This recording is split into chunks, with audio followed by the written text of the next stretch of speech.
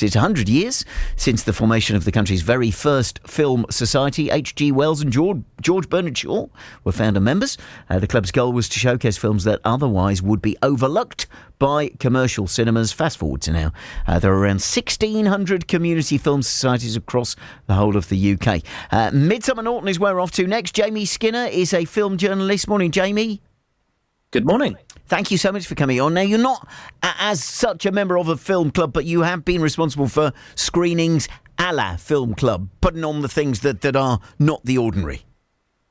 Absolutely. There's a film called Titan by French director Julia Ducournau, and hired out a cinema a couple of years ago to show that, largely just to freak out a colleague, because it's quite an intense body horror.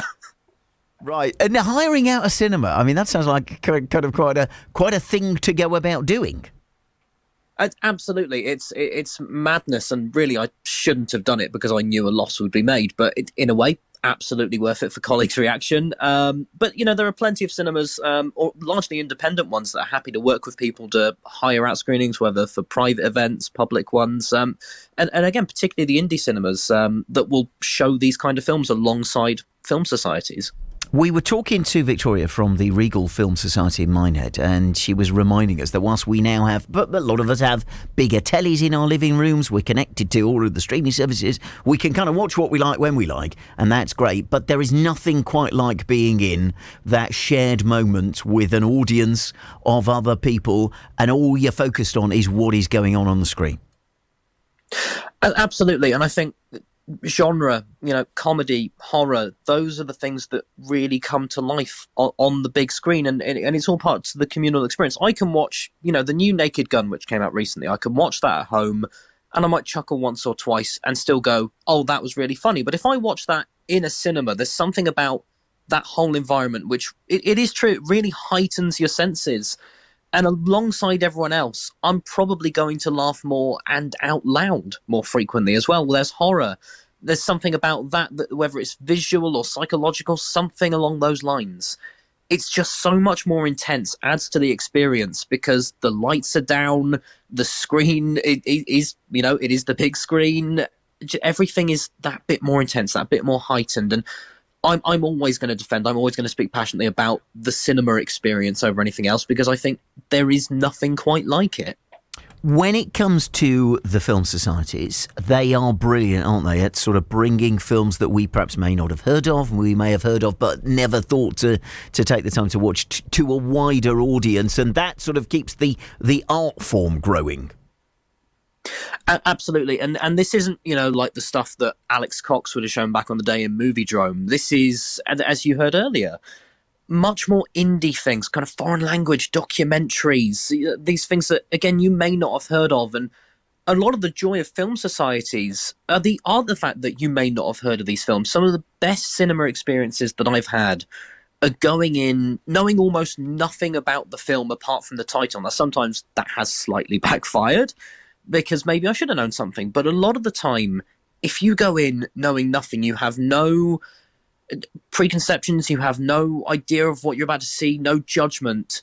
And so you're very open to what you may or may not experience. And it's such a wonderful thing to go in knowing very little and to just have that film wash over you and hopefully see something absolutely brilliant, which a lot of the time with these indie titles, again, a lot of these international films, that's what you're going to get, because that's where there are some real absolute gems. And as well, for British documentary, there's a great film that may do the society circuit soon, the Golden Spurtle, which you might have heard of, about the World Porridge Making Championships up in Carbridge, Scotland.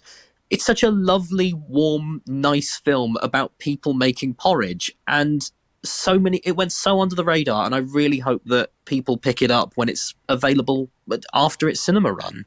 The spurtle being the kind of the spoon thing that they serve with, isn't it? That's why it's called the Golden Spurtle.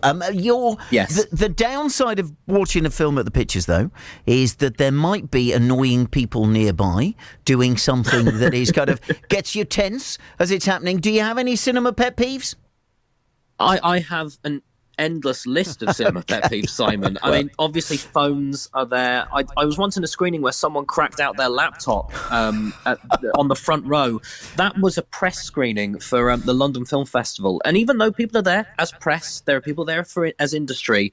I was there the other week. It's just finished, LFF. And someone walked in about 5-10 minutes late to a film, plonked themselves of all the possible seats there were right next to me, and was adamant to let the world know how much they hated it. They huffed and puffed and tutted and muttered and fidgeted, everything they could do to signal that they hated it. I swear they went in probably thinking they were... I mean, I love the film. It was called The President's Cake, and I really hope it gets a release at some point soon. But just, I guess people who aren't willing to engage with the film in any way, it is the main pet peeve. People who are there, who have paid their money to look at their phone or talk to the person next to it. No one wants to hear your commentary. Come on.